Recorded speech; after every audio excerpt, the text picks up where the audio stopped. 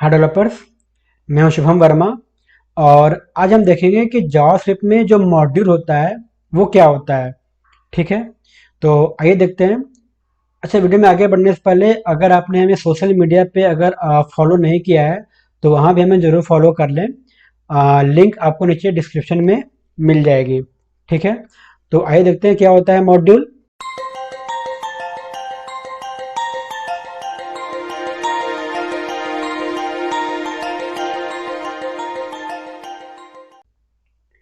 तो जो हमारा मॉड्यूल होता है इसमें क्या होता है कि जो हमारे कोड होते हैं उस कोड को हम लोग क्या करते हैं, ब्रेक कर देते हैं मल्टीपल सेपरेट फाइल्स में। ठीक है, इससे क्या होता है कि हम उस कोड को आसानी से कहीं भी यूज कर सकते हैं, क्योंकि हमने क्या किया कि जो हमारा फाइल था उसमें क्योंकि मल्टीपल लाइन ऑफ कोड हो चुके थे तो हमने क्या किया, उसको अलग अलग सेपरेट फाइल में ब्रेक कर दिया। इससे होगा कि अब हम उस फाइल को आसानी से कहीं भी यूज कर सकते हैं। तो ये सबसे बड़ा बेनिफिट होता है मॉड्यूल का। ठीक है, अब मॉड्यूल जो होता है वो डिपेंड करता है दो चीज पे। पहला क्या है, इंपोर्ट, और दूसरा होता है एक्सपोर्ट स्टेटमेंट। ठीक है, अब हम लोग देखते हैं पहले एक्सपोर्ट क्या होता है। ठीक है, तो you can export a function और वेरिएबल फ्रॉम एनी फाइल। मतलब कि जो हमारा एक्सपोर्ट होता है, तो एक्सपोर्ट का हम लोग यूज किया कब करते हैं, अगर हमें किसी फंक्शन को या फिर किसी वेरिएबल को किसी दूसरी फाइल से किसी तीसरे फाइल में या फिर किसी मेन फाइल में हमें एक्सेस प्रोवाइड कराना है कि तुम मेरे इस फंक्शन को एक्सेस कर सको या फिर तुम मेरे इस वेरिएबल को एक्सेस कर सको। उस केस में हम लोग क्या करते हैं, एक्सपोर्ट नाम का जो स्टेटमेंट होता है हम लोग उसको यूज करते हैं। तो वहां पे हम लोग क्या बताते हैं कि ये जो मेरा फंक्शन है या फिर ये जो मेरा वेरिएबल है, आप इसको किसी दूसरे फाइल में आप इसको एक्सेस कर सकते हैं। ठीक है, और एक्सपोर्ट जो होता है वो भी दो टाइप्स का होता है। पहला होता है नेम्ड एक्सपोर्ट और दूसरा होता है डिफॉल्ट एक्सपोर्ट। अब हम लोग एक एग्जांपल समझते हैं कि आखिर नेम्ड एक्सपोर्ट और डिफॉल्ट एक्सपोर्ट क्या होता है, तब आपको अच्छे से समझ में आ जाएगा। ठीक है, अच्छा, वीडियो में आगे बढ़ने से पहले जो हमारी वेबसाइट है प्रोग्रामिंग पाथ की, अगर आपने उसको विजिट नहीं किया है तो जरूर विजिट करें, जहाँ पे आप जावास्क्रिप्ट के अलावा और भी बहुत सारे इंटरव्यू क्वेश्चन की तैयारी कर सकते हैं। और जो हमारा प्रैक्टिस सेक्शन है आप इसको भी जरूर विजिट कीजिए, जहाँ पे आप एमसीक्यू टाइप के क्वेश्चन को अटेम्प्ट कर सकते हैं। और जो हमारा प्रीमियम सेक्शन है आप इसको भी जरूर चेक कीजिए, जहाँ पे हमने काफ़ी इंपॉर्टेंट इंटरव्यू क्वेश्चन को कवर किया है जो कि काफ़ी ज़्यादा आजकल पूछे जाते हैं। और ये क्वेश्चन जो होते हैं काफ़ी इंपॉर्टेंट है। मतलब आप कह सकते हो कि क्वेश्चन जो है आजकल चाहे फ्रेशर हो चाहे एक्सपीरियंस होल्डर हो, आजकल सबसे पूछे जा रहे हैं। और हमने एक ई बुक को भी लॉन्च किया है काफ़ी कम प्राइस पे, तो आप उसको भी देख सकते हैं, जहाँ पे हमने केवल इंपॉर्टेंट क्वेश्चन को ही कवर किया है जो कि सबसे ज़्यादा आजकल पूछे जा रहे हैं। ठीक, तो आइए हम लोग एग्जाम्पल समझते हैं कि एक्सपोर्ट कैसे वर्क करता है।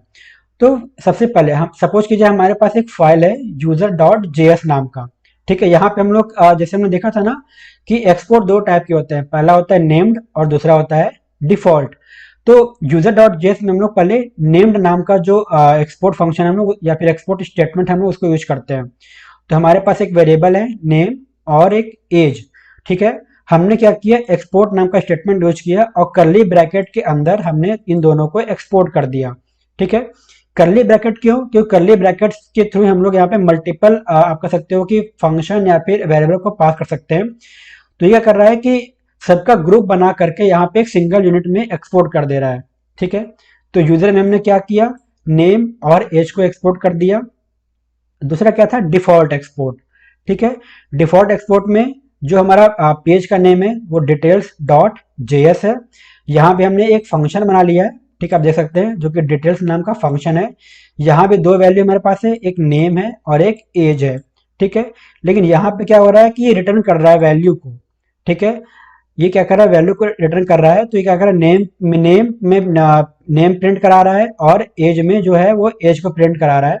और इस तरीके से वो क्या कर रहा है कि एक्सपोर्ट में एक्सपोर्ट डिफॉल्ट, अब यहाँ पे देख रहे हैं ना डिफॉल्ट जो हमने कीवर्ड यूज किया था, तो ये बता रहा है कि एक्सपोर्ट डिफॉल्ट और ये डिटेल, डिटेल जो हमारा ये फंक्शन का नेम हो गया। तो ये बता रहा है जो डिटेल डॉट जेएस है ये क्या कर रहा है कि ये डिटेल्स को एज ए डिफॉल्ट एक्सपोर्ट कर दिया। ठीक है, अब हम लोग आगे देखते हैं कि अब इसको हम लोग यूज कैसे कर सकते हैं। तो आप इस चीज को ध्यान में रखिएगा जरूर कि पहले हमने कर्ली ब्रैकेट के अंदर नेम और एज को एक्सपोर्ट किया था जो कि यूजर डॉट जेएस नाम की फाइल में है। और दूसरे फाइल में हमने एज ए डिफॉल्ट ही उसको एक्सपोर्ट कर दिया है, जो कि पूरा हमारा एक डिटेल नाम का फंक्शन है, ठीक है, जो कि इस वैल्यू को केवल रिटर्न कर रहा है। अब हम लोग देखते हैं इंपोर्ट क्या होता है। तो you can import module into a file in two ways based on named export और default export। मतलब क्या बता रहा है कि import जो हमारा है वो हम क्या करते हैं कि किसी दूसरी फाइल को हम लोग इंपोर्ट कर सकते हैं। मतलब एक फाइल में किसी दूसरी फाइल को अगर हमें कॉल कराना है या फिर यूज करना है तो हम लोग इंपोर्ट नाम का मेथड जो होता है फिर स्टेटमेंट जो होता है हम लोग उसको यूज करते हैं, ठीक है। तो इंपोर्ट क्या करेगा, दूसरी फाइल को कॉल करा लेगा, दूसरी फाइल को यहाँ पे यूज करेगा, लेकिन वो डिपेंड करता है कि हम लोग एक्सपोर्ट में क्या पास किए हैं। हम लोग नेम एक्सपोर्ट पास किए हैं या फिर हम लोग डिफॉल्ट एक्सपोर्ट पास किए हैं। जैसे ये आप देख रहे हैं यहाँ पे ये नेम है, ये हमारा नेम एक्सपोर्ट हो गया, ये हमारा डिफॉल्ट एक्सपोर्ट हो गया, ठीक है। तो यही बता रहा है कि ये डिपेंड करता है कि आप नेम एक्सपोर्ट यूज किए हैं या फिर डिफॉल्ट एक्सपोर्ट यूज किए हैं। अगर आपने नेम एक्सपोर्ट यूज किया है तो आपको वहां पे फिर से कर्ली ब्रैकेट ही लगाना पड़ेगा, क्योंकि हमने यहाँ पे तो कर्ली ब्रैकेट लगाया है ना, आप देख रहे हैं ना यहाँ पे जब हमने नेम नाम का एक्सपोर्ट यूज किया था तो हमने यहाँ पे कर्ली ब्रैकेट लगाया था नेम और एज का। ठीक उसी तरह ये बता रहा है कि अगर आप नेम नाम का एक्सपोर्ट यूज करते हैं तो आपको जब आप उसको इंपोर्ट कराएंगे तो आपको फिर से कर्ली ब्रैकेट में उसको यूज करना होगा। लेकिन अगर आपका डिफॉल्ट नाम का एक्सपोर्ट है तो आपको ऐसा कुछ भी करने की जरूरत नहीं है, ठीक है। अब हम लोग यहाँ पे एग्जांपल देखते हैं। हमने क्या देखा था कि जो हमारा नेम नाम का एक्सपोर्ट था वो कहाँ था, यूजर डॉट जेएस में, और जो हमारा डिफॉल्ट नाम का एक्सपोर्ट था वो कहाँ था, डिटेल्स डॉट जेएस में। तो जब हमने इंपोर्ट किया किसको, यूजर डॉट जेएस को, तो वहां पे हमने क्या पास किया था, एक्सपोर्ट में नेम और एज। ठीक उसी तरीके से यहाँ पे हम लोग नेम और एज को कर्ली ब्रैकेट अंदर कॉल कर लेंगे। तो इस तरीके से क्या होगा, हम लोग नेम की वेरिएबल को भी यूज कर सकते हैं और एज की वेरिएबल को भी यूज कर सकते हैं, ठीक है। अब बात करते हैं डिफॉल्ट एक्सपोर्ट की।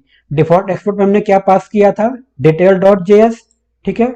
तो अगर हम लोग कॉल करते हैं import details from detail dot JS, तो ये जो डिटेल्स नाम का जो आपका हमने इंपोर्ट किया, जो आपका ये वेरिएबल बन गया, जब हम लोग इसको कॉल कराएंगे, ठीक है, तो यहाँ पे जो हमारा आउटपुट है, ये हमने जो रिटर्न किया था, ये वाला रिटर्न जो स्टेटमेंट है, ये जब हमने यहाँ पे रिटर्न किया था, हमको वही आउटपुट यहाँ पे मिल जाएगी। तो आपने देखा कि किस तरीके से हम लोग मॉड्यूल का यूज करके एक फाइल से दूसरी फाइल में हम लोग इंपोर्ट और एक्सपोर्ट के यूज करके हम लोग डेटा को एक से पेज से दूसरे पेज में पास कर सकते हैं, और कितनी आसानी से उसको हम लोग उसको यूज भी कर सकते हैं, ठीक है। तो उम्मीद आपको समझ में आ गया होगा कि इंपोर्ट और एक्सपोर्ट क्या होता है, जिसका हम लोग यूज मॉड्यूल में करते हैं। तो आज के लिए बस इतना ही। अगर आपकी वीडियो पसंद आए तो प्लीज़ लाइक, शेयर और सब्सक्राइब जरूर करें। आपका वीडियो देखने के लिए बहुत बहुत धन्यवाद।